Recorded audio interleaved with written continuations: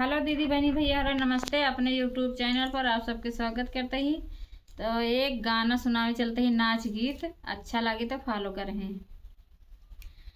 भौजी रतिया में मुसवा बवाल करे बा, भौजी रतिया में मुसवा बवाल करे बा, बवाल करे बा हो बवाल करे बा, भौजी रतिया में मुसवा बवाल करे बा, भौजी रतिया में मुसवा बवाल करे बा।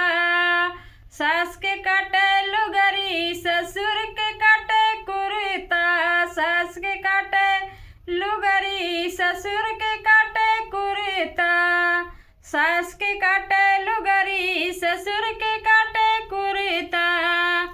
अरे ननदी के ओढ़नी में छेद करे बा, भौजी रतिया में मुसवा बवाल करे बा, भौजी रतिया में मुसवा बवाल करे बा, बवाल करे बा हो बवाल करे बा, भौजी रतिया में मुसवा बवाल करे बा, भौजी रतिया में मुसवा बवाल करे बा।